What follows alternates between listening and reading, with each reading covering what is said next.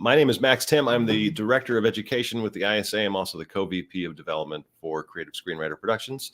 I also have a consulting company called The Story Farm. Most of you probably already know this because you've seen me host plenty of events before, but thank you, Scott, to our video producer here for posting that on the screen.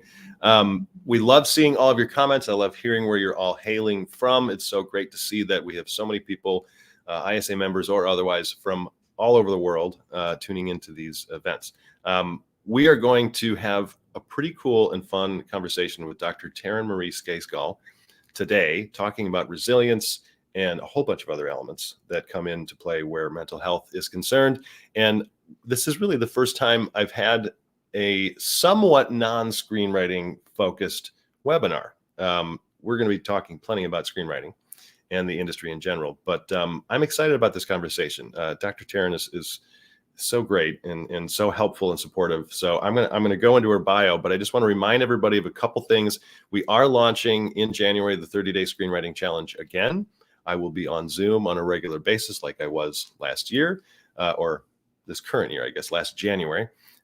So announcements for that will be coming out over the next month or so, but also the Table Read My Screenplay deadline to submit has been extended to November 22nd. If you have not checked out what Table Read My Screenplay is, there's the website, tablereadmyscreenplay.com. If you're looking for end of year contests to submit, you should add that to your list. And as always, go to our website, networkisa.org, check out the writing gigs, become a Connect member if you're able to afford $10 a month. There are a lot of other elements to the Connect membership that will benefit you. But let me get into Dr. Taryn's bio. I don't usually read the bio. I sometimes like the guests to kind of talk about themselves, but sometimes our guests are a little too humble. And I think it's worthwhile here for all of you to know and understand who Dr. Taryn is, her background. So I'll get into this and then we'll bring Dr. Taryn on. Hopefully I can go through it relatively quickly, but I don't want to speed through it because it's all worthwhile information. So Dr. Taryn Marie Stejskal, founder and chief resilience officer of Resilience Leadership Institute, RLI. She's recognized #1 international expert on resilience, mental health, and well-being in both leadership and life. She also serves as chief product officer and chief happiness officer, which, by the way, I think we should all consider ourselves our own personal chief happiness officer of our own lives and business. I love that title, but she's the chief happiness officer for Wicked Happy, a global aspirational apparel brand that promotes positivity and possibility through inspirational messages. Her book titled The 5 Practices of Highly Resilient People, which we're going to go into in this interview, Why Some Flourish When Others Fold, is a #1 Wall Street Journal bestseller. Her TEDx talk titled How Resilience Breaks Us Out of Our Vulnerability Cage has been viewed over 1 million times. There is a lot of other wonderful stuff in her bio here. In the past, she has served as the head of executive leadership development and talent strategy at Nike, as well as head of global leadership development at Cigna. There is plenty of other stuff that I could go into in Taryn's bio here. Let's bring her on. And we'll dive into this wonderful topic, talking about resilience. Taryn, I felt like I needed to go into the bio even more because you have so much experience here. But I think as everyone listens to this conversation, they're going to get a sense of how much you know about all of this. Yay. Well, thank you for all of that. You must have had a sixth sense that, I didn't really want to talk about myself. So yeah. I appreciate you highlighting some of the big wins for me. Maybe there's a discussion to have about humility and vulnerability, Taryn. Should we go into? Oh, indeed. Indeed. Should we touch on that today? I think we probably will. I think what we should first touch on is the state of the industry right now for screenwriters and artists in general, where the entertainment industry is concerned. You brought up a good question while we were kind of preparing for this, just what's going on in the industry? How does that apply to the writers? As an aside, we want all of you who are watching live, put your comments and questions in there. How do you feel about the industry right now? Are you concerned? Are you worried? Are you hopeful, optimistic?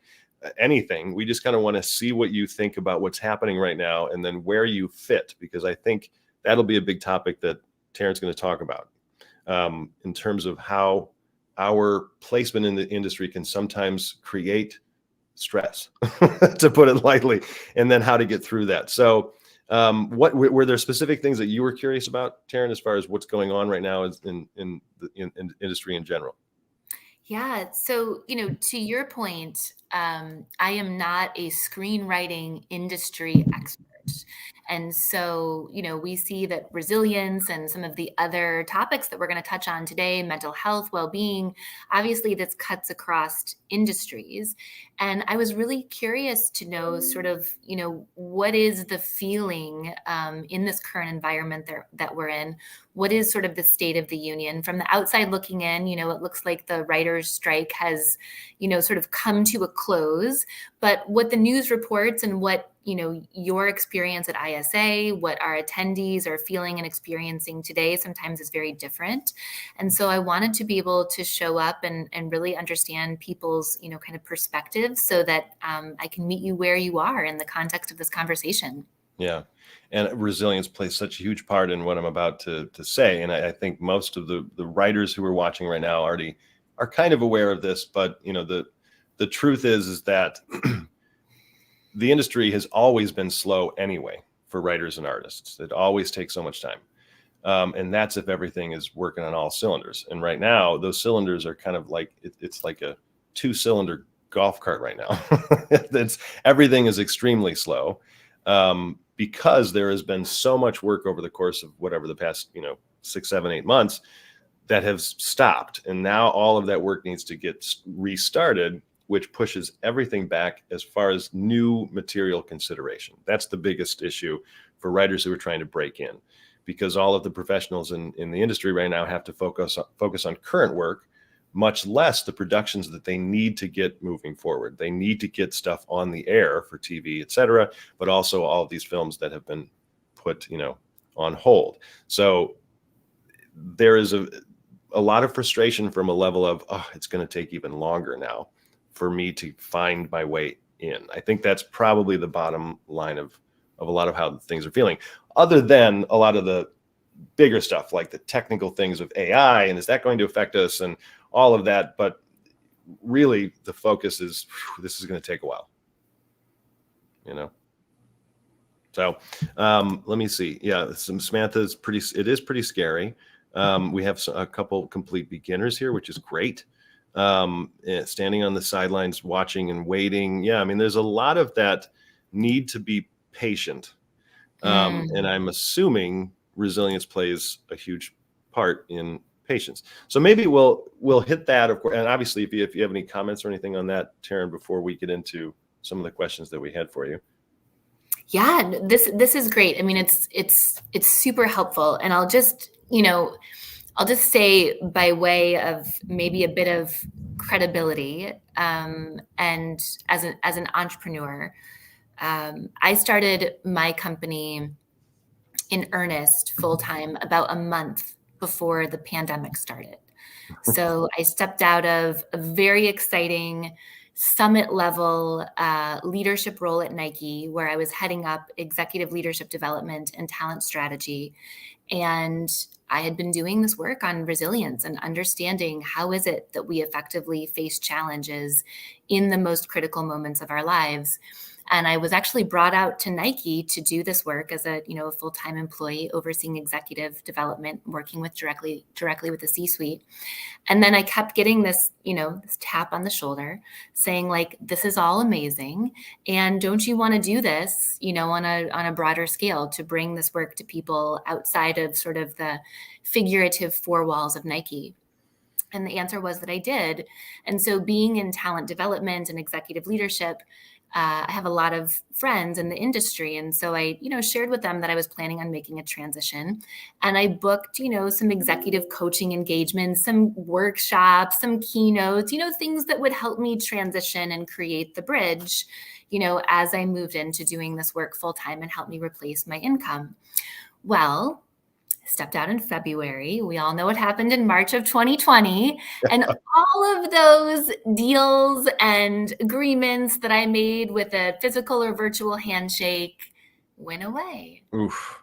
And I had no income for 6 months. Yikes. And my sons, who were ages 5 and 7 at the time, were sent home from school to do their school virtually. So now I'm like a full-time, assistant teacher on Zoom and trying to figure out how or if, this business is even viable in the pandemic.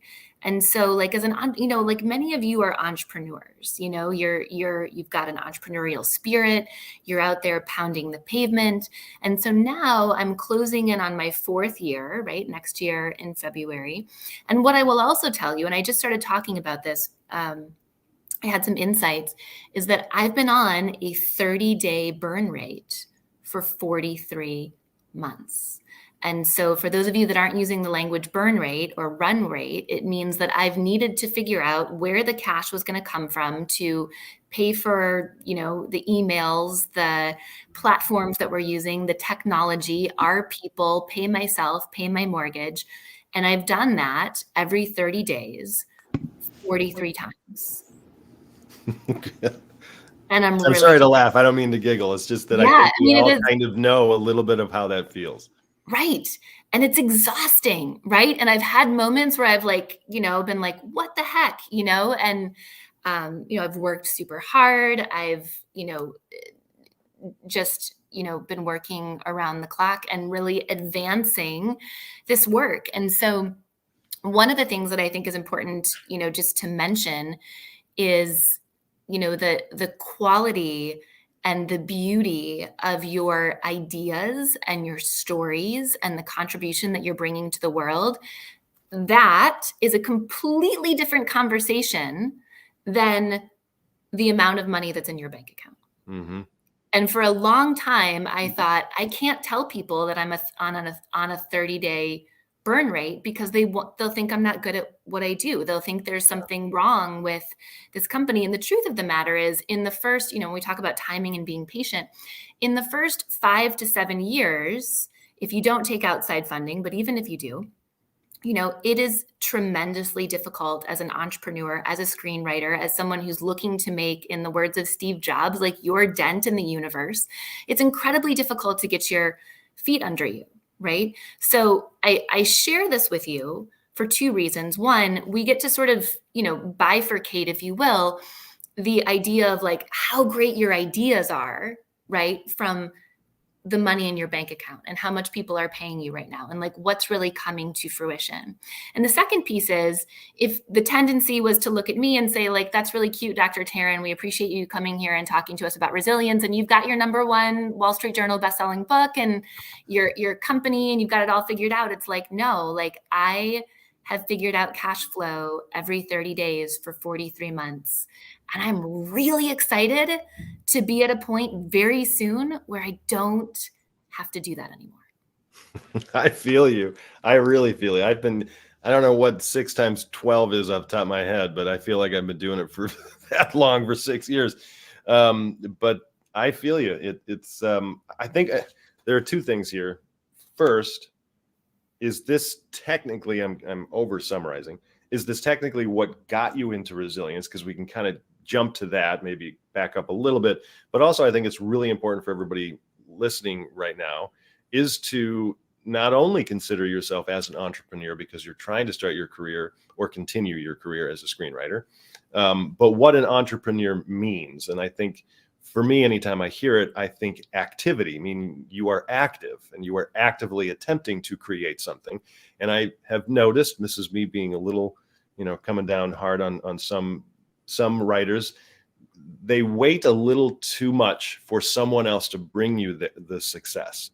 And that may be a completely different topic and conversation, but that needs to be flipped. And I can't stress enough that if we are going to be an entrepreneur and call ourselves such a thing, then we need to be active in our approach to actually trying to pursue what we want and create something. But comment on that, or do you want to jump right into what got you into resilience in the first place? I mean, obviously you've had to practice that quite a bit over the past 4 years.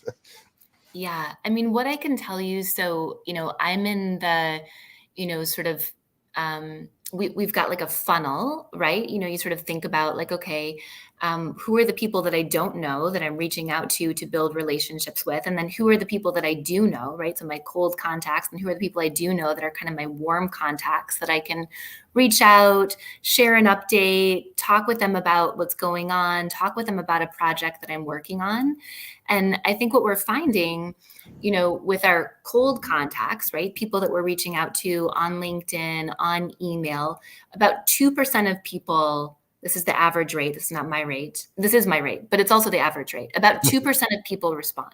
So for every 100 people that you reach out to that you don't know, that you're looking to network with, talk with them about what they do, have an opportunity to share your screenplay, partner with them in some capacity, you can think that out of every 100 people you reach out to, 2 people are going to respond to you. And if more than 2 people respond to you, then you're killing it. Your way, if you get to 3%, if 3% respond to you, you're 50% above industry average, you are nailing it. And so I think it's really important for us to sometimes put a finer point on those numbers, because to your point, Max, it can feel like, well, I reached out to 40 people. I reached out to 30 people. No one's gotten back to me. And I can tell you, in all of the work that I've done in the last 5 years, there's probably been one instance out of 1,000 where someone reached out to me and said, I've got a piece of work for you or an opportunity for you to step onto a stage that I think you'd be perfect for. The vast majority of the time, I am sending an email out to someone. I'm putting something out on social media. I'm sharing something that I'm up to. People see it. It triggers for them, oh, this is what Dr. Taryn does. And then we get connected. So I can't sort of overstate enough, pun unintended, around being the author of your own success, around taking charge of your own life, around it's not to be cliche, right? But to be the main character in your own story. I mean, for goodness sakes, right? We're all writers. I'm actually writing a screenplay right now. And with Quentin Aaron, he was the star. He played Michael Orr in the Blind Side. Oh yeah, amazing. Mm-hmm. So, but I can't overestimate the importance of us getting to be the author of our own story and to be the main character in our own story, because no one wants our success. No one wants to see us succeed as much as we do. Maybe our moms almost as much, or our dads, or someone, or our partner, someone who loves us. But at the end of the day, success is dependent upon many things. You might hear a train in the background, by the way. Yeah, for whom coming through. It's underscoring this point. I love it. Every time it's like, listen to this. Your train has arrived. Yeah. Yeah, but I can't overemphasize how important it is for us to take the reins, and that no one is as invested in our success as we are. And success is based on many things, to borrow from this quote, most of all us. Right. Absolutely. There's so much in there that I could comment on even further, but let's get into some of these questions for you. We are going to put up a QR code on the screen for you all to check out what Taryn has to offer. I think it would be very worthwhile in terms of not only some of her services, but just the specific offer that we're going to put up there. And we'll get into that in a little bit. But so that question, what got you into this? Has this been a little bit of a lifelong kind of thing, or was there a moment that was like, whoa, I need to talk about this? Yeah, it's such a great question. So, and I think this is something that we really get to play on as screenwriters, is this idea of Kairos and Chronos moments. Are you guys familiar with that language? So a Kairos moment, if you're not familiar, is like an all at once moment. Suddenly, right? I have an insight. It's the linchpin moment where all the things come together. And this happens in our own lives. It happens in our characters' lives. And then the Chronos moments are just sort of the chronological moments over time where we might have an iterative, kind of experience. And then maybe at some point it all kind of comes together. And I think what's fascinating for all of us is that, oftentimes those little, kind of dots or markers or signposts in our lives, they don't all make sense until we sort of look back, and then hindsight is 2020. And we're like, oh, okay, this is the thread that sort of connects all those dots. And so I think in the moment, I would not have said I had a Kairos kind of moment where I was like, this is the thing, right? But looking back, when I wrote my book, I had the opportunity to reflect on some of the challenges that I had faced. And by the way, we've all faced challenges. We all have resilience stories. Challenge, change, and complexity is the fabric of what it means to be human. It's part of the natural order of our lives. And so I got to look back and I got to see some really pivotal moments that occurred for me that were incredibly challenging and formative. And so one of them I talk about in my book and in my TED Talk. My TED Talk's called How Vulnerability, pushes us out of our, how resilience breaks us out of our vulnerability cage. That's what it is. So it's been viewed, I think, 1.3 million times. Yeah. And one of the stories, and so I talk about having a stalker, I talk about developing PTSD. It's a very, traumatic and dramatic story. And it's been very important in my development. Another story that occurred when I was growing up, and I think we can all relate to this, is I was in my 3rd grade classroom. And the teacher was calling off the names of who was going to be in what reading group for that year. And so we get to the lowest reading group. My name hasn't been called yet. And Mrs. Robinson calls my name in the lowest reading group. Okay. Now, unfortunately for me, I've also now been in the lowest reading group in 1st grade and in 2nd grade. And here we are again in 3rd grade. Okay. So this was a moment where I thought to myself, I believe I'm made for more. And I think it's a universal moment that we have as humans where we think to ourselves, I believe I'm made for more. I believe I can contribute at a higher level. I believe I can create something beautiful in the world that people will have the opportunity to learn from, to reflect on, that will create some kind of connectivity or inspiration in their lives. And so for me, it was I felt like I was made to be in a higher reading group at that point. And so after she was done, I go up to her desk and I say, Mrs. Robinson, by the end of this semester, I am going to be in the highest reading group. And I pretended not to notice her skeptical look, right?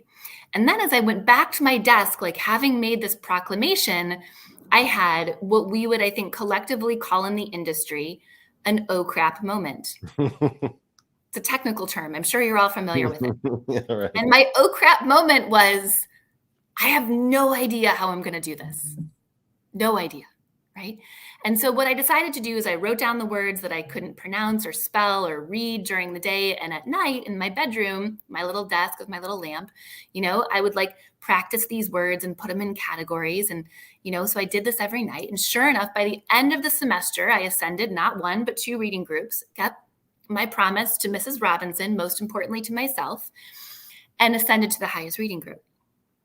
And then 30 years later, a funny thing happened. I decided to get tested for a learning disability at age 37. And I learned that I'm profoundly dyslexic. Oh my goodness. Information that would have been useful 3 decades ago. Yeah, thanks, Mrs. Robinson. Thanks a lot, Miss. Where were you guys, right?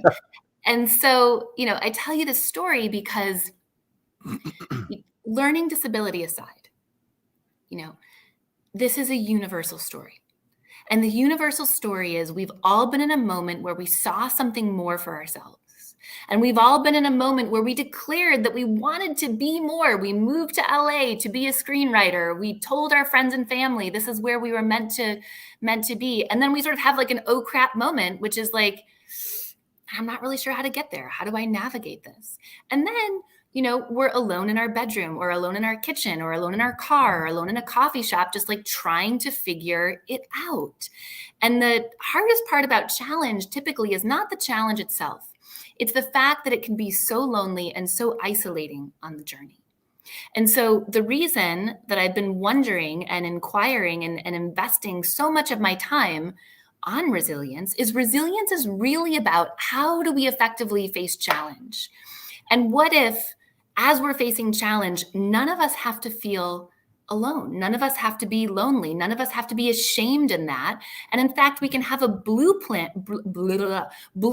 for resilience which is the 5 practices of highly resilient people. It's the book I wrote, it's the content that I have, which actually gives us a step-by-step framework to say, in a moment of challenge, what are the 5 things that we can do to put one foot in front of the other to effectively navigate any moment of challenge in our lives. And that's how I got interested in resilience, is I wanted to know, how can I feel less alone in challenge? And how can I show up and allow people to feel less alone in their moments of challenge? So I'm really curious what these 5 principles are, and we're going to go into each one. And I'm already knowing that it's going to be extremely helpful. But for those of you watching who have taken my craft course on screenwriting, who have been a part of the Story Farm, have worked with me one-on-one, you all know the exercise that I put you through called voice pressure points. And what you just described, Taryn, is you going back through those pressure points in your life that pushed you toward and in a particular direction, and then how you were considering or perceiving the world around you at that time. That then is what the writer can use to figure out, where did my voice come from? How do I further develop that voice? But what I think was so great is that you remember the moments so specifically, and the why behind the moment, which I don't think enough people, regardless of whether or not you're a writer, do.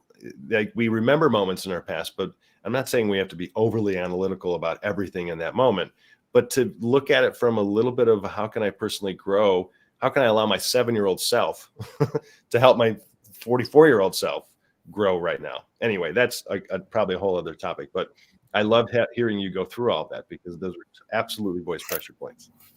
And it brought you to this place of resilience, so you developed this framework for these 5 principles, highly resilient people. A lot of people told you that it's way too nuanced and too, broad. And it's how did you come up with the framework? But then how did you develop those? I'm assuming you had to do a lot of research in people who you believed were highly resilient, or these were, maybe just dive into that. Yeah, it's a great question. So another commonality that we all have, right, is we all get told no. We get told no about ideas that we have, about submissions that we bring to the table. Some of the, most powerful and successful people are the ones that have heard no the most. Mm-hmm. And, I won't say that I'm someone who's heard no more than anyone else. But I think what was powerful for me is when I started talking with people about this framework and saying, I'd really like to create a framework that would allow us to really understand resilience to a greater degree.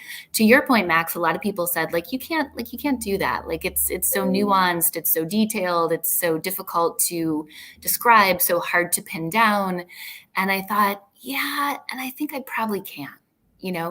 And so there's this moment, I think, for me where, and for all of us, where there's an inflection point, where outside of ourselves, people are saying, I don't know that you're going to be able to do this. And inside we're saying, and I think I can.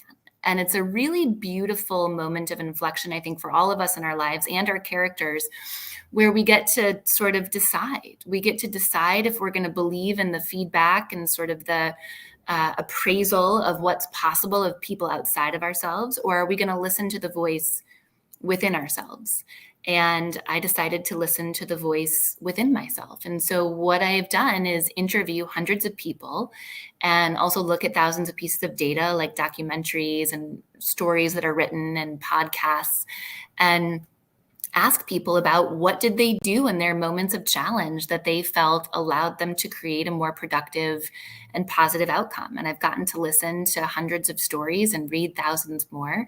And then I used a qualitative research method called modified grounded theory, where you actually go in and you look for themes and you look for patterns of what people say. And 5 themes that emerged very, very strongly are essentially today the 5 practices of highly resilient people, or the 5 things that everyone that I interviewed said that they did when they faced challenge that allowed them to create a more positive and productive outcome. And one of those, everybody, is a word, gratiosity, which I love. It's a combination of gratitude and generosity. Obviously, you're going to get into those. But when I was doing, a little bit of research, just trying to get myself settled in here, I'm like, yeah, I like that a lot. Right, because there are differences, but at the same time, when combined, I can see how and why. But before we get into those, is there like one definition of resilience? Is there one way to define it? Because it's kind of like voice. It's a little different for everybody in terms of how they define what voice means. But do you have to drill this down into one definition? I felt that it was important to, because I also found in my work that there were so many faulty definitions of resilience out there that just didn't fit with what I was uncovering. And so the definition that we have for resilience today is it's about effectively facing what I call the 3 C's: challenge, change, and complexity, and allowing ourselves over time to be enhanced by those experiences, not diminished. And that is the definition. It's really simple. And I think it's really powerful, not only because of what is sort of written on the page, if you will, but also because of what's not there. You know, when I look at this definition, I sometimes think about this concept in architecture of negative space. You know, it's sort of like beautiful and transcendent because of what isn't there, because of what doesn't exist. And so what's powerful, I think, about this definition, as much as what's written on the page, is actually what's not written on the page, right? So you notice in that definition, it doesn't say quickly recover, because the people that I spoke with that were the most resilient didn't quickly recover. In fact, it was the people that had surgery or a procedure or went to the funeral of like a friend or a family member on a Friday, and then they were back in the office on Monday. Like, we think about quickly recovering as being sort of synonymous with resilience, but in fact, oftentimes people that quickly recover have more complications because they haven't taken the time to integrate the experience. A second thing that I think is really powerful to mention that's not present in this definition is bounce back. That's such a good one. You know, somehow bounce back has become synonymous with resilience. And yet when we think about it, like, none of us are the same person we were before we faced that challenge, you know? And so this idea that we're going to go back to the way we were is so faulty and so detrimental. And so, you know, some of us are familiar with like neuroplasticity, right? The idea that our brain shifts and changes and evolves to respond to all of the experiences that we have. Our neurons are always rewiring, regrouping, regenerating. And so if our body, if our brain is changed down to the cellular level by every experience that we have, why would we ever expect to go back? So I think we get to say now that bouncing back is for Tupperware, and bouncing forward is what it means to be a human facing challenge. That is interesting. I have a lot of unplanned questions that I could ask and comments to make. I don't want to go too long, but I am curious, just because as you were talking, and I'm really curious of your opinion on this, because there are some people who, when faced with a no, we'll just kind of, simplify it. They say, "You're wrong. I'm going to do this anyway." Like, there's a natural something within those people. I was not that kid. For those of you who watched my webinars before, I'm not going to go into a long story, but one of my voice pressure points is when my uncle asked me what I was going to be when I grow up. And my dad was there with me at the time. And I said, "I'm going to be the shortstop for the Cubs." And my dad goes, "Oh, Max, you're not going to be the shortstop for the Cubs." Just bam. He wasn't angry. He wasn't trying to, it was like a reaction from him, mainly looking back now, because he's always been a very grounded, realist. And I'm sure he had his own fears for me based on his failures. I'm sure that's where all that was coming from. But in the moment, I believed him. But there are some people that would be like, "You're wrong." Yeah. Is that something that is just born into some of these people, that even some of the 100 people plus people that you interviewed, did you notice that there was a little difference, or is there this kind of unified field that we all have to meet in or something? I don't know. Yeah, I think it's a great question. So we all respond to this, this moment of no, this moment of rejection in different ways. And it depends on who it's coming from and how we feel about that person in relationship, right? So it's one thing if you reach out to someone that you don't know very well, if someone heckles you on social media, if you submit a screenplay and you don't hear back, or you get a rejection note, and that could be very different than your partner or a parent, saying that they don't think, they don't see this as a possibility for you. And so, it's interesting that you mentioned that, because my older son, Samson is his name, he really wants to play in the NBA, right? And if you've read, I'm trying to think of this book, but there's this, Freakonomics. If you've read Freakonomics, which was a book that came out probably like 15 years ago, they do all these really interesting like calculations, and they decide in the first chapter that it's actually easier to become a successful drug dealer than it is to get into the NBA, right? Like those are sort of the chances, right? So Samson comes to me and he says, I want to be in the NBA, right? And this like chapter in Freakonomics is playing in my head. And I was really thoughtful as his mother about how I responded to that, right? Like, how do I not, sort of like puff him up to get to a point where he might really be disappointed, at some point? And then like, also, how do I support his dream and not be, the dream mitigator, right? The person who sort of, from a realist perspective, as your dad said, swiftly put an end to that dream. And so I really thought about it. And I said, look, Samson, I said, it's going to be really hard to get into the NBA. The funnel is narrow, and you need to know that, that you need to work really, really hard and be focused on this goal, because it is not for the faint of heart. And on the other hand, every year there's an NBA draft, and every year they admit X number of players. And so why not you? Why not you? Who am I to say what you're capable of and what you're not capable of simply because we happen to be genetically related? Yeah, and so I think that's a question that we get to ask ourselves in that moment is, why not me? It's almost like a look into future resilience. Like, how resilient can I be pursuing this thing that I know is going to be difficult, which I don't know if I've ever asked myself that question. Like that specifically anyway, with the idea of resilience. Yeah. And I think that being said, there's a really important, kind of flip side to this coin that's important to mention is like all the time we're getting feedback about the strength of our writing, about the strength of our submission, about what we're doing and what we're up to. And we know the rejection rate is high. And so, people that have, sort of issues with grandiosity, right? Which sort of like thinking they're bigger and better than they really are. These are people that completely disconnect from any natural feedback that's happening in their environment, right?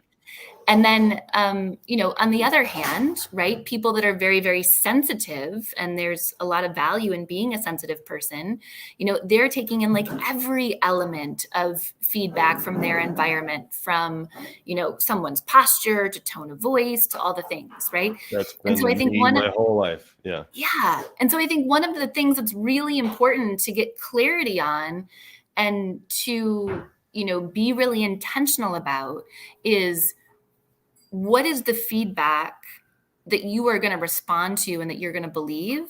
And like, what is the stuff that you're going to let go of, and keep going? And so like, I say to people who are building a brand on social media, they're like, oh, these people said all these mean things to me. And, and I said, tell them if they've got a problem with you to call you or text you on your phone. And if they don't have your number, they don't know you well enough to have a problem with you.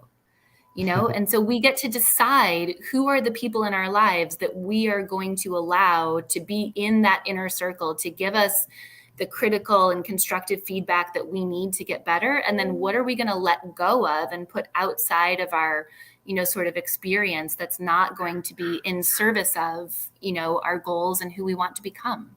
Mm-hmm. Just hearing all of this is also a reminder of how much work there is involved in terms of working on ourselves.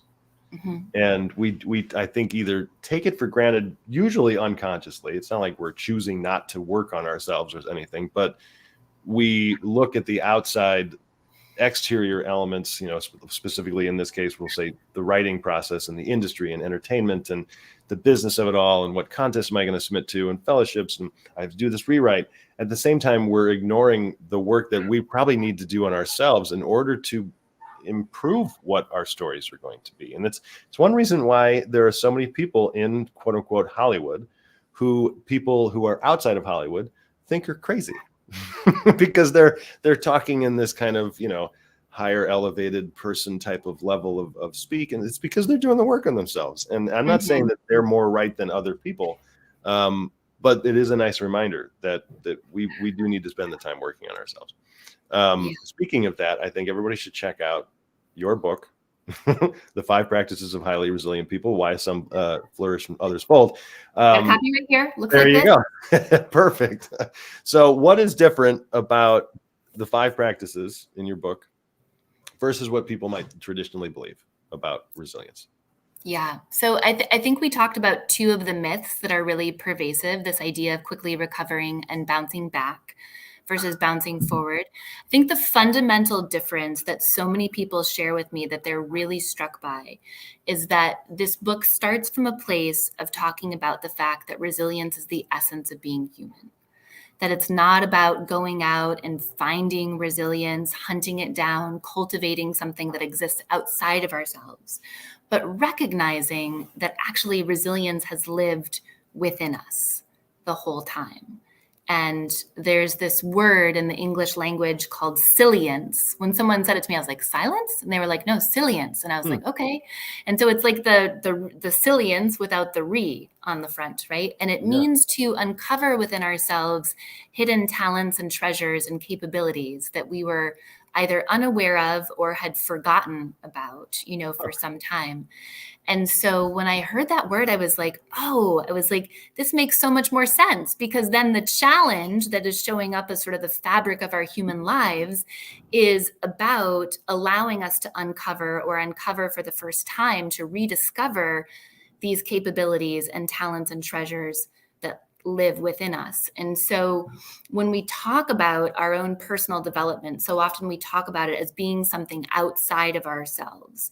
And in fact, when we flip that script and we say, oh, this has always lived within me, I get to cultivate something that is naturally a part of me.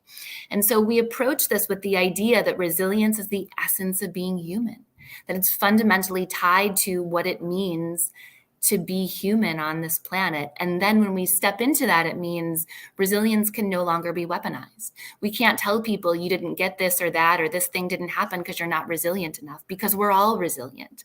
And it's about what we're cultivating that naturally exists and lives within us. And then the 5 practices are about pulling out those elements that already live within ourselves. I think it's such a great reminder. And I try to tell the writers as often as possible is that we are all inherent storytellers. And so you're not learning how to tell a story. You're technically learning how to appropriate it in a new format. Like that's actually really what you're technically learning. What you're doing naturally is, like you're saying, uncovering this level of capability within you that you have already had. And I think that will naturally allow you to be that much more resilient as you push forward through all of this. But let's talk about them. So what are the 5 principles of resilience?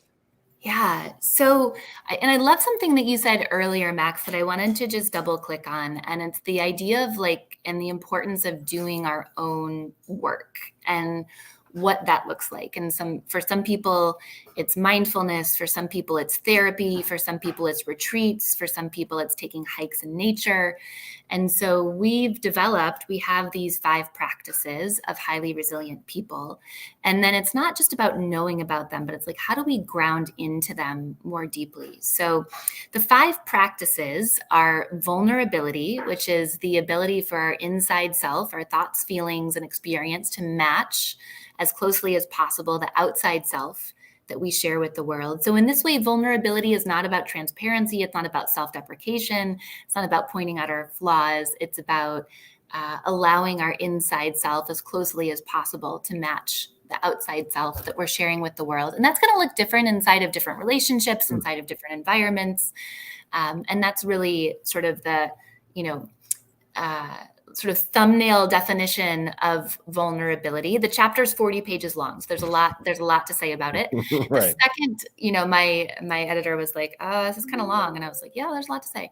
And so then the second practice is productive perseverance, and this I think is really important. I think in this moment, that you're all in right now, and it's about the intelligent pursuit of a goal.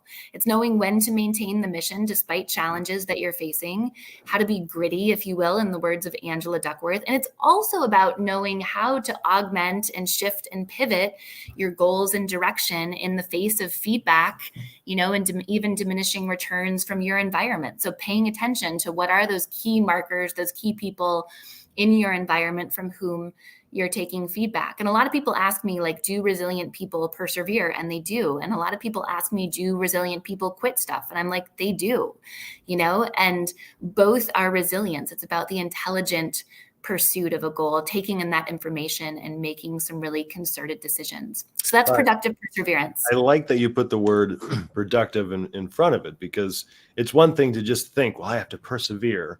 But then when you actually add productive to it, it means, well, wait a minute, I actually have to have steps in terms of attempting to persevere. It's yes, a mindset, but you can actually make it active, which I think that's great.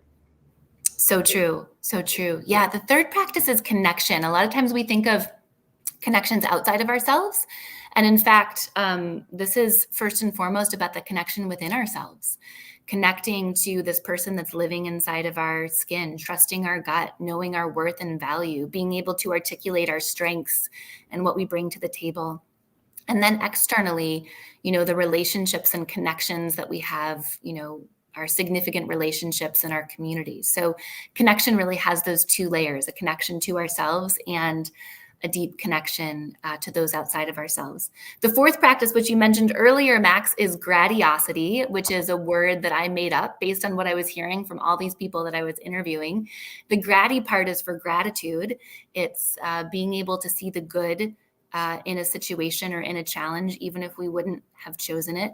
I can see the good in dyslexia. I can see how I'm able to identify patterns and have a really strong memory, because when I couldn't read things growing up, I knew I had to memorize what people said or be able to take a little mental picture of a worksheet to be able to come back to it later, maybe when I could read it or I could decipher it. So it's about finding the good in our challenges, even if we wouldn't have chosen it. And then the osity part is about generously sharing our resilient stories with others. We all have resilient stories.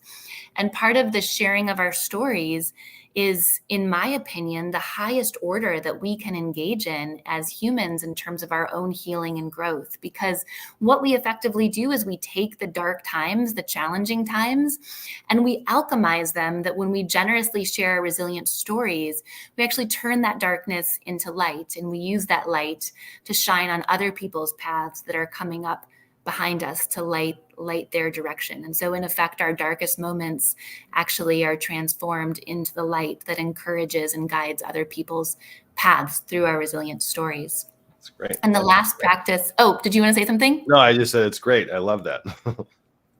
And the last practice is the practice of possibility. And possibility is about privileging progress over perfection.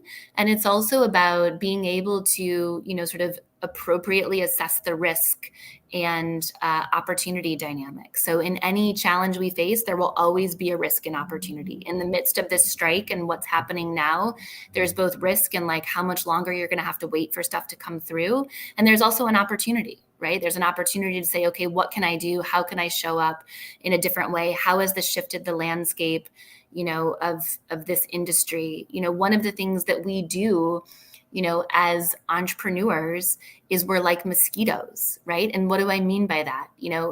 We, look at, a screen door and we find the one little chink, the one little nick in the screen where we can fit through and get inside.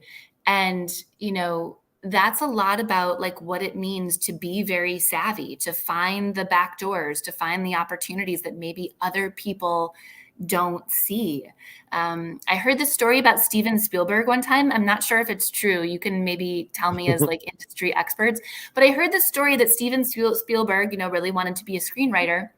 And so he just dressed up in a suit and like started going, to work, and like, sitting at like whatever like movie making house he was going to at the time. I forget the one that was part of the story. And he started to act like he worked at the studio. And he he became friends with the security guard. He occupied a vacant office. I mean, like, this is like mosquito behavior on fire.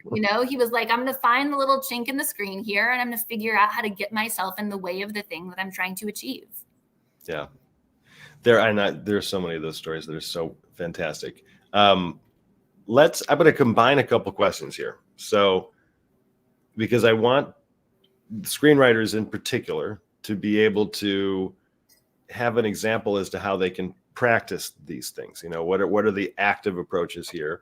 And the fact that there is constant change just in life in general, but also in industry. And so how do we tap into this, resilience and the 5 practices that kind of address that change approach, which I'm assuming is hand in hand. I mean, resilience is a reaction to change. But so I don't know if I'm rambling or not, but specifically for screenwriters, how can we tap into these things?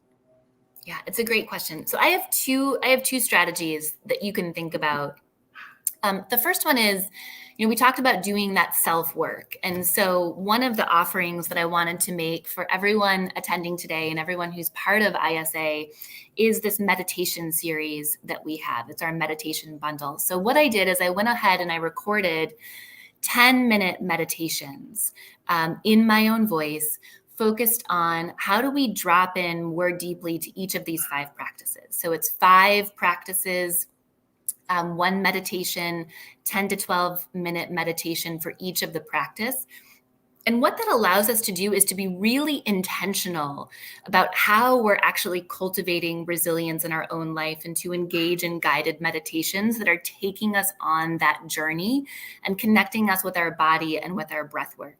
So I know there's going to be a QR code that's going to come up at some point that will allow those of you that are attending today to scan the QR code. Our meditation bundle is typically $97. Today, we are giving you a discount, just about a 30% discount, $30 off. So you can get that meditation bundle for $67 if you type in ISA as your promotion code. And so this what I found though, when you go to the QR code, I tried it myself, it automatically reduces the price for you. It was already down to 67. So there was, amazing. Didn't even have to add anything. For those of you who are somewhat technologically disinclined, which I'm not exactly, a tech expert. If you go on your phone and you just go to your camera, it should anyway have a natural reaction to the QR code. You just aim it at the QR code on your screen, and it'll a little link will pop up, and then you just click that, it'll take you there. It's really kind of fascinating. When I think about the things that we have technologically speaking, like AirDrop, I don't know if you use it. What is AirDrop? You would have told me AirDrop 20 years ago. I'd be like, get out of here. Mm-hmm. Mm-hmm. Anyway. I know it's like magic, basically. It's modern day.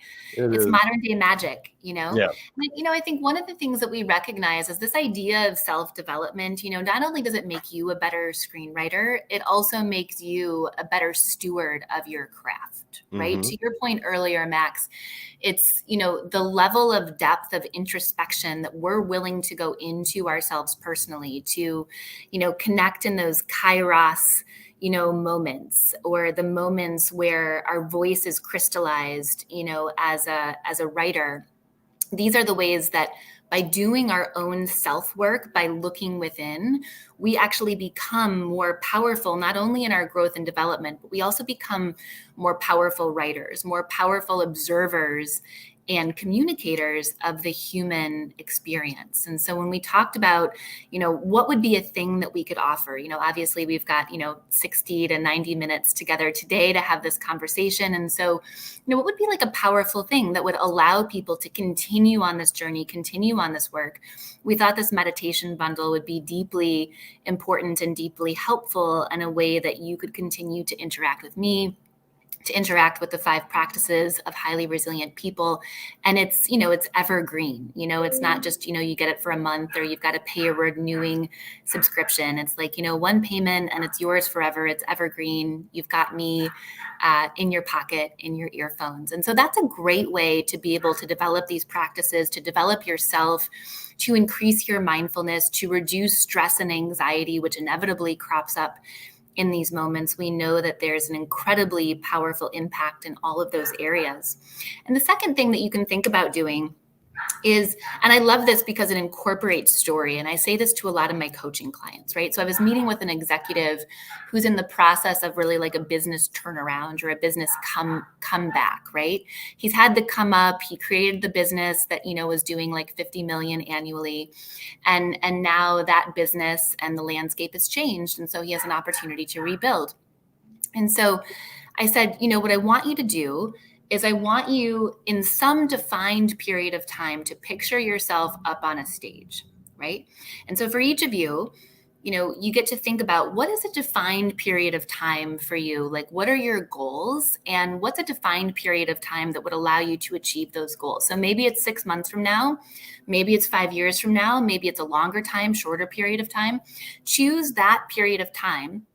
And what I want you to do is I want you to picture yourself up on a stage talking about how it is that you wrote this amazing, award-winning, best-selling, box office blowout of a screenplay.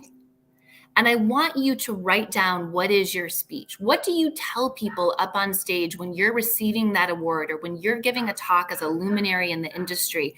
What do you say happened in the intervening time between today and that time period that you've chosen where you're now achieving your goals and receiving this award? And I think this is an incredibly powerful visualization, because then you project yourself into that future, into that vision that you are creating.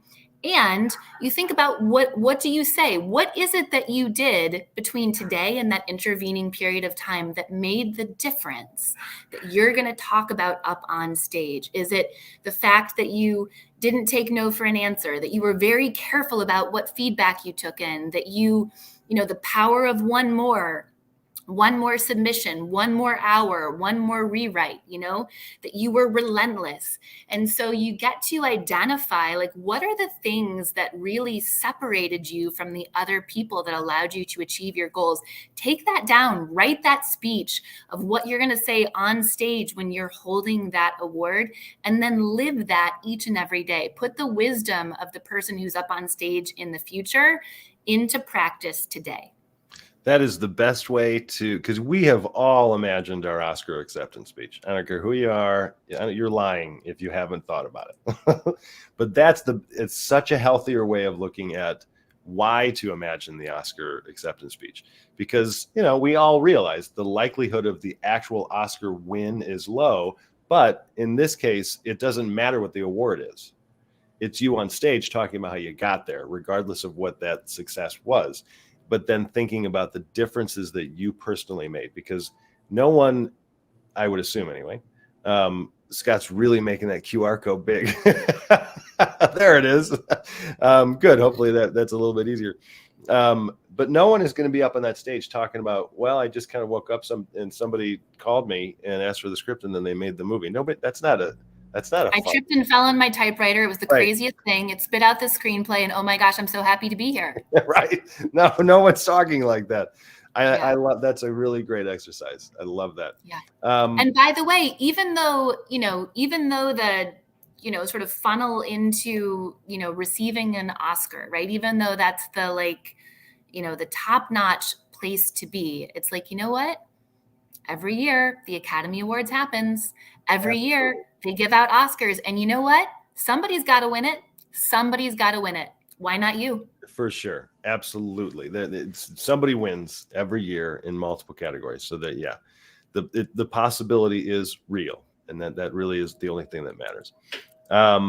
We've talked a lot about rejection. Although, could we go into rejection? Like, what would be a healthy? I'm throwing this question randomly at you, Taryn. What would be a healthy response? We'll do a little role play. If a writer receives Like they're very excited about the possibility of this one producer who is seriously considering the material. Yeah. And they wait 3, 4, 5, 6 weeks. It's like, what is happening? And then they get the call or the email saying, we're sorry, we're passing on your script. What would be the healthiest way to respond to that? Yeah, I've got two things. Okay. So one is my absolute favorite book about creativity, being a creator and creating things, which many of you I'm sure have read, is called Big Magic by Elizabeth Gilbert. Oh, sure. I have not read it, but I've heard of it. It is killer. Okay. Killer. It's the best book I've read. You know, if you've read Julia Cameron's The Artist's Way, which I think is required reading for a lot of people, this for me is like Julia Cameron Artist's Way on steroids. And Liz Gilbert, as she does, just turns so many paradigms on their head. And so I've got two things. And the first one comes from Elizabeth Gilbert's book, Big Magic, which if you have not read it, please, run, don't walk to your nearest Amazon link or bookstore and get it. And if things are tight for you, email me. I will send it to you. It is so incredible. It is such an amazing book. I can't recommend it highly enough. And what Elizabeth Gilbert talks about is she's sending her stories in. For those of you that don't know who she is, she's the author of Eat, Pray, Love, and that ultimately, became a screenplay, became a huge box office movie with Julia Roberts. And so she's getting all these rejection letters. And she basically says that every rejection letter is an opportunity to sort of turn around and like look at ourselves in the mirror and say, well, and like in her case, she would say, well, Liz, do you want to keep doing this? And each rejection letter is a reset. We get to ask ourselves, do I want to keep doing this? And no shame in whatever the answer is, because that's productive perseverance. You get to decide on any day if this is still the right choice for you. And her answer was yes. Yes, I want to keep doing this. So she allowed each of those rejection letters to be an invitation to her to reconnect with her ultimate vision and goal. The second thing that I would say is what I've learned, and this might sound a little Pollyanna, and I promise you it isn't. I've learned that everything that I didn't get in my life, every award, every partner, every school acceptance, every job opportunity, I look back at every single one of those things, no matter how much I wanted them, and I'm like, thank God I didn't get that. I thought that was the right thing at the time, and it really wasn't. And it wouldn't have brought me to where I am today. So now, no matter how heartbreaking that rejection is, how much you believe that was the right thing for you, you get to think to yourself, it's this or something better. So if I don't get this, then God or the universe or however you think about the constellation of this planet and the energy that surrounds us, if it's not this, it's something better. And I believe when we start to trust that it's either this or something better, it's a game changer. Yeah, absolutely. And because what that is, and it's not Pollyanna. I like it because it's a little bit more, oddly enough, and this is just my Capricorn brain, it feels more practical than just the basic, piece of advice of, you just got to stay positive. Oh, I fucking hate it when people tell me that. It's like, what do you mean? Of course. Nobody chooses despair and sorrow. I mean, of course I have to stay positive. But as you were talking, I don't know if this fits exactly, but I was kind of laughing. I had a dream, this was many moons ago, but that I traveled back in time. It was my current self in my college self. And I realized that I had traveled back in time. And my first thought was, oh God, I have to rewrite my book. And in a way, when I woke up, I was like, there's a reason I'm happy it's now, as opposed to looking back at regrets or I wish I was back in college or for all these. It was this feeling of exhaustion of, oh my God, I have to go through all of this again.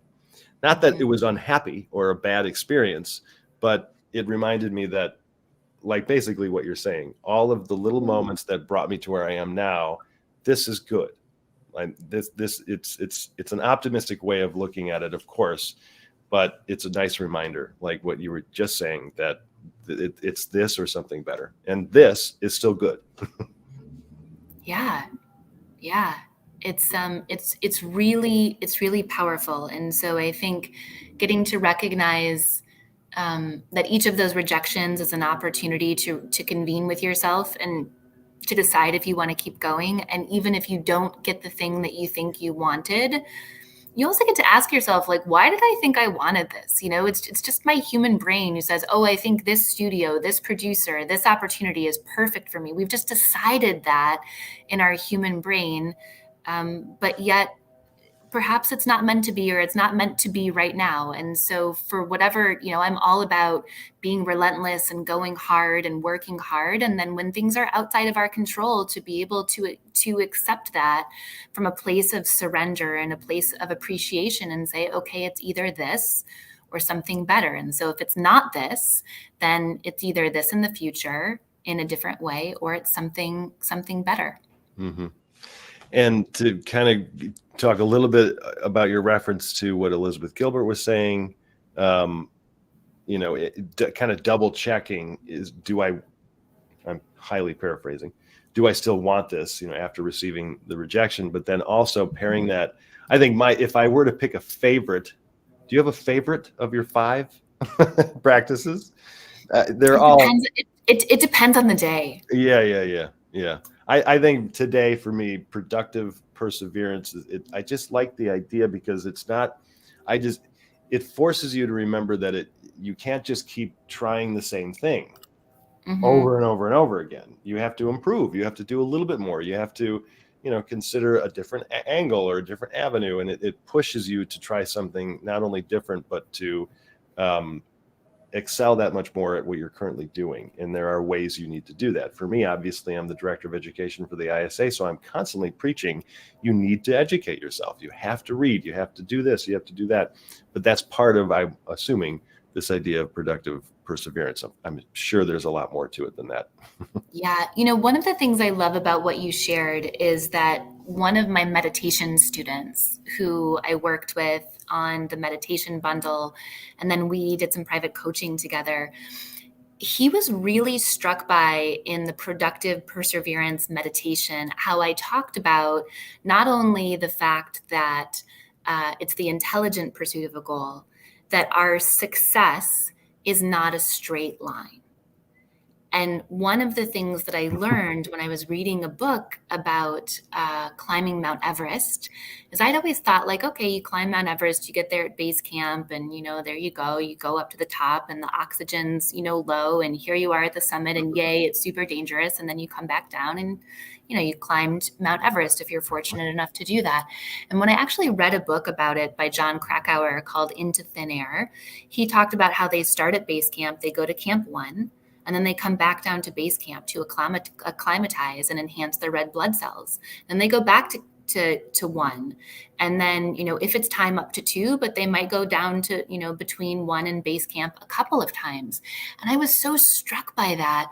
And I put it into the meditation to speak into people's hearts and minds that if the tallest peak in the world isn't climbed in one straight line, why would we ever think that something even more powerful or even more difficult, like self-development or pursuing our dreams, is going to be a straight line?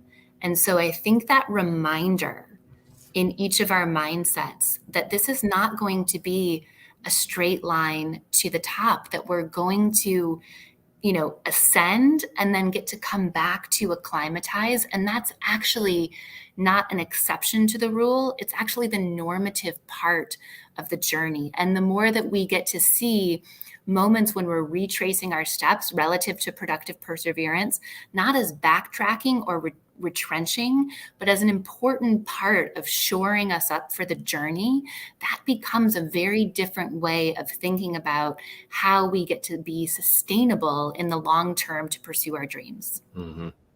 I think that's a great way to end the conversation here, Taryn. This was fabulous. I mean, was there anything that you feel like, I wanted to touch on that, right? We missed this, or anything that you wanted to finalize? Thank you so much for asking that. I would be so interested for us to transition to some questions from the audience to see what's on people's hearts and minds. So let's do that. Yeah. So We have some fabulous comments. Hey, Grace and Tony, it's good to see you. So, sorry, everybody, I've been kind of ignoring the comments. I didn't want to be distracted, but Grace and Tony have been in the Story Farm for a long time. If anyone has questions of any kind, please feel free to ask. I think sometimes it's a good sign, Taryn, when there aren't a lot of questions, because people are just kind of consuming this. And I think for those of you who are relatively new to self-development or that process of personal growth in a different way, it can be a lot, because it's like, oh, wait a minute now, I have to apply steps to be better. And my immediate response to that is always, yeah, you do. Yes. But let's see. We have I think everybody's loving this. It's either this or something better. And thank you, Holly Vood tonight. This was amazing. Thank you. Cece saying, I'm inspired by Abraham Lincoln, who suffered many, many election defeats, nervous breakdown, personal tragedies, somehow knew he was meant for a higher calling. His calling kept him resilient. So is there something to say about calling? It's kind of the same thing about a belief that I need, like Elizabeth Gilbert was saying, that yes, I want to do this. Yeah, I'm gonna go a little bit metaphysical now. So, one of the things that I've come to believe about life is that our thoughts are actually energy, and the more thoughts that we put towards something, the more energy we're putting towards something. And as we know in the law of physics, energy ultimately creates matter. So by thinking about the things that we want to have happen in our lives, putting the energy of our thoughts towards that, envisioning it, we're actually bringing that closer to us in what is possible in terms of our lives. And so I think we can't underestimate the importance of our mindset, the importance of what we're giving attention to, right? Like I see Perfect Authentic Me is written, where your attention goes, your energy flows. It's a beautiful way of saying that. And what we give attention to blossoms, and what we don't give attention to falls away. And so when we think about this really intense moment of pursuing our dreams and wanting to have the things that we've dreamed about, we can't underestimate the importance of our mindset. Even though people can't hear it, people can't see it, we are actively creating with every thought that we think. And something that I read, recently said the universe always says yes. So if we say, I can't do this, I'm not good enough, I'm not ready, the universe says yes. Okay. And if we say, I'm ready, I'm here for it, I'm relatively unknown, a tall, gawky guy with a top hat who wants to, lead this union of states toward remaining intact and also ending slavery simultaneously. Hey, Abraham Lincoln did it. And we have incredible examples of people who were able to persevere against the odds. And so we get to think about, what is it that we do want in our lives, and focus to the greatest extent possible on that. I love that.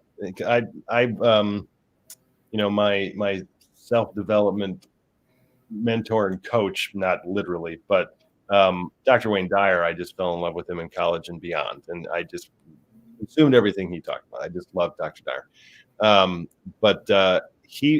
loved how he talked about it from a place of totally like manifestation. You can think about something and it is possible for it to just appear. Like that is possible. Mm-hmm. But then all of the other steps, like even if manifestation is just you thinking about something, I want an ice cream cone, putting your coat on, stepping outside, walking down the street to the ice cream shop, that's manifestation. It's the same thing. It just, it happened in a different way. And there's no difference, technically speaking, but we have placed the difference on, it's an impossibility that I'd want to think about a loaf of bread and it's going to appear in my hand. I firmly believe that because we don't believe that can happen, that it won't. Now, some people will be like, science might argue. But then again, some of this is science. So, I love at least the discussion on the idea of energy in your thoughts and just manifestation. But Grace is asking a good question here. Let's see. How do you deal with the concerns that others have about the pursuit of your goals? For example, when family or friends don't understand that this is a longer path than some others. Oh, I know that feeling very well. Yeah. It's interesting. It's very easy to get wrapped around a time construction, right? So this is just a portion of your question. I'll just give you an example of this. When I was a young intern in my pre-doctoral fellowship in neuropsychology, this is 20 years ago. And so, I look pretty young for 44 today. And, I looked pretty young for 24 or 25 back then. So families would come in, into the rehabilitation, physical medicine unit. They'd take one look at me and they'd be like, oh my gosh, we're going to need someone older to work with. Right. Yeah. Okay. Doogie Howser. Yeah, exactly. And at first I was like deeply, hurt that people said this because I wanted to be helpful and I wanted to be of service. And then what I decided to say to people was, okay, and how old do you think a person would need to be in order to be helpful to you and your family at this moment? Right? And so, Grace, I promise I'm getting to your question here, right? So what you're saying is, friends and family have concerns, about this is a longer path than it is for some others. And, sometimes there's an opportunity to unpack with people, how long are you projecting that this will take? How long would this take in order to be an appropriate or a meaningful goal for me? Or simply level setting. If you see this as your life's work, if you see this as like, this is what you are doing for the rest of your life, it's part of who you are. It's part of the fabric of what it means to be human. We touched on earlier this idea of like purpose and like what's put in our heart. If we can envision a vision for something, then I believe there is a strong possibility that can happen because what we've been given in our minds is a window into the future. So if we can envision it happening, it is in the array of available possibilities for our future. You talked about like the ice cream cone and the manifestation, right? Oftentimes we're in a position where, if we want an ice cream cone, we just go to the freezer, we go to the ice cream shop and we get it. And then what happens with our dreams is there's a separation, right? There's a separation between what we can do ourselves and then what's on the other chasm, on the other side of that chasm of people helping us, connections, acceptance, becoming a better and better writer. And so that chasm that exists between today and the future is the place that can be really tricky, to navigate. And so, Grace, I think you can have a conversation with the people in your life about, what is your timeline, and that you have come to a place of acceptance with this, or this is, your greatest desire, your life's work, and that you're okay with that. And I think, Perfect Authentic Me talked about this. She talked about, the projection of other people, right? I was talking with someone, a guest on my podcast the other day for my show, Flourish or Fold. And she was saying, I got to the point where I had to say to people, no, Grandma, just because you couldn't move from Oklahoma to New York and make it doesn't mean I can't. And oftentimes it's people's own projection, their own fears of what they think is available or not available, that is sort of getting, pasted, onto you. Gosh, yeah. Everything about your answer, I love it, Taryn. Scott, I know this feeling. He came back, massive success story, and everybody at home was like, "That's nice." The high school's looking for teachers. I heard there was, I don't know if, I can't remember if it was Wayne Dyer or if there was another, personal growth expert or something, but he was on stage and he said, when I go home, my parents still ask me, what am I going to do for a living? My parents still ask me what I'm doing for a living. Like, I'm personally a great example of this, where for some people in our lives, we also become, in the pursuit of our goals, let me say it this way. For some people in our lives, in the pursuit of our own goals, we become what I'll call an inconvenient truth. And the inconvenient truth is that it wasn't that goal or that dream for that person in our life wasn't available. It's that they didn't have the gumption or the courage or the resources or the desire or the belief in themselves to pursue it. And so what they told themselves is not that it wasn't possible for them. They told themselves that it wasn't possible at all. Mm-hmm. And then we become an inconvenient truth as a daughter or a son or a sibling or a friend, where all of a sudden we're out there pounding the pavement and achieving our goals. And folks are like, no, that's not possible. And we get to say, you know what, just because it wasn't possible for you for whatever reason, it is possible for me.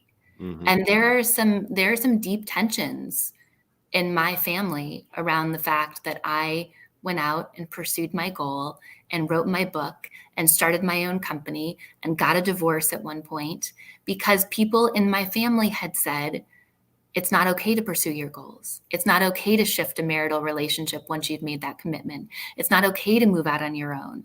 And so in many ways, I'm an inconvenient truth, because it's not that it wasn't possible for them. It's just that they decided not to do it. Mm-hmm. Mm-hmm. Yeah. And I think also, to speak a little to more on what Grace is saying, most people, not everyone is lucky enough to have a family that genuinely does love you. I mean, I will say most people they have a lot of at least I can speak from my experience, is that my parents have been realists and, protective in that level of be careful pursuing your goals kind of idea, because they worry about me. I mean, that's the bottom line. I mean, they want us to be happy and they want us to be safe. And that's really I think the gut feeling that they have. And I know that that's true from my parents, because I've talked to them about it. And mm-hmm. I have a great relationship with my parents. I don't blame my father for never playing professional baseball. But I think that's where it comes from. And I think if we can at least see where they're coming from, and then to speak a little bit to your timeline idea, Grace, where it comes to writing and directing, even acting in a lot of ways, there is no timeline. Like you could, it's like golf. You can do this for the rest of your life. And I think if your parents or family members understand that I'm going to do this for as long as I, am inspired to do it, don't worry, I'll make sure that I can pay my bills. Like, I think that's really where my parents come from. Are you going to starve and end up on the street? And of course you're not, Mm-hmm. Yeah. I love this question from Cece, where she talked about she just quit her 6-figure job to focus full-time on screenwriting, which is so exciting. Wow, good for you. Yeah. And I love that ISA commented here and said, that's already a success story, Cece. Yeah. Really following your dreams. So well done there. And, Cece, you asked about, or sort of, let me just scroll up here. It says, all the signs pointed to yes, and you didn't tell your family or friends the why behind your decision. I think this is really important, because so often we think we have to explain ourselves. We have to get permission. We have to explain why we made a decision in our lives to leave a job, to start a new job, to end a relationship, to be who we are, to go and live in a certain geography in the country. The list goes on and on. And the truth of it is, we don't owe an explanation for how we're living our lives as adults to anyone.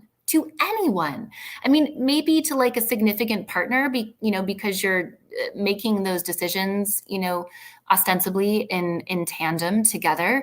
But when it comes to friends and family and choosing of romantic partners and choosing a vocation, this is your one, I forget what poet said this. It's not mine. This is your one wild and precious life to live. And you don't owe anyone an explanation for your choices. To your point, Max, as long as you're not a burden to someone else, putting yourself in harm's way, like, putting people in a position where they need to support you financially or pick up after you. It is your decision about how you live your life. And we don't owe other people an explanation. Totally. Let's do the last question. I like this question because of how simple it is, but I think the answer could be quite extensive. So what do you think, Taryn, about Tony's question? Any tips for learning to trust your gut? I love that. Yeah, I love that. It's really beautiful. So many of us at some point in our lives stop listening to that voice within ourselves, or that voice becomes really quiet, or it gets really drowned out by the conversations, the dialogue, the noise, if you will. And so one of the things that we get to do in order to reconnect to ourselves and learn to trust, the intrinsic wisdom of the human that lives within the skin, is to get really quiet and to be able to listen internally to the guidance that we're hearing. This is a bit of an extreme example, but I'm just going to go with it for a second. And that is, my dad was in the FBI for 30 years. And so I got really interested in, serial killers and profiling serial killers. And I read a lot about people that were sort of near misses, right? That the serial killer, was going to abduct them or something was going to happen. And then for some reason they got away. And everyone who lived through each one of those experiences reported that they felt uncomfortable, that they had they felt sick to their stomach. They had a prickly sense in their skin. Like there were all kinds of alarm bells that were going off in their body. And, we are the only animals in the animal kingdom that when we feel afraid or weirded out by something, we don't just turn around and run in the opposite direction. We're like, that would be so impolite of us to be rude to that nice person, right? And so in some ways, when we're socialized, that internal voice, that trusting of our gut can get socialized out of us because it's not polite or because it's not socially appropriate. And so I think the tip for trusting your gut is to go internally. Now, whether that's with the meditation bundle where you have an opportunity to meditate and reflect on these practices, whether you have an intentional mindfulness practice, I think sitting down, going within for 5 to say 12 minutes a day and just listening to whatever comes up for you and writing that down, whether you go in with a question or you go in with an idea, is really, really powerful. And to get to connect more deeply to what you truly understand, your intuition is absolutely there to guide you. Yeah. It is so much more eloquent than I could have said it. I would have told you, Tony, it comes from practice, and then everybody would have been like, boring. But that's kind of what you're saying. It's a practice of getting quiet and listening to what's going on, and you become more used to being able to respond to it. And that's actually me who's saying it, as opposed to some false identity or I'm concerned about somebody else. I think that there's a little bit of a curse and blessing for me that I'm a little too practical at times, but it's why I try to put my head in the clouds every now and then. And that's why I love these types of interviews. We should do a lot more of these if we can, because I think it's been really helpful for everybody at the very least, from what we can see in the comments. But I think that's about all of our time, everyone. We're a little past the 2:30 mark in the Midwest. Where are you located, by the way, Taryn? I'm in Philadelphia. You are in Philadelphia. Okay, great. All right. So you're an hour ahead on the East Coast time. Is the weather been kind of hanging around okay? The weather is hanging around okay. Yeah, it's all right here. Yeah, we're close to the ocean in Philadelphia. Some of you might know. So even though we're a bit, kind of farther east and north, it doesn't get as cold here as it does in New York or even Boston, because we're just about 45 minutes to an hour from the ocean. So you get that more sort of like temperate climate. Interesting. How strange. I didn't know that. I mean, that's great. I was responding more to what Tony was saying in terms of this was great. I think this was great. It was a really great conversation. We definitely want to go into this more, like Grace is saying, it's perfect conversation heading into Thanksgiving when we have to face our family members. Isn't that the truth? Yeah, just remember what Ram Dass said, which is, if you know Ram Dass as a spiritual teacher, he said, if you think you're so enlightened, go spend a week with your family. So we're all going to find out next week that we're much less enlightened than we actually thought. Right. Oh, God. Well, thanks again, Taryn. Everybody, you can use your phones and aim it at the QR code there. You can check out what Taryn is offering with the meditative practices. I'm not saying that as well as I could, but you should also, Scott, if you don't mind putting her website up again really quick so everybody can check that out, because there's a lot more to what Taryn offers than just what we were talking about today. Beautiful. Thank you. Thank you so much for having me. And just as Richard said, Ram Dass also said, we're all walking each other home. So it's a delight and honor to be here with all of you today and to be part of your journey and to be part of all of us collectively walking each other home. Love it.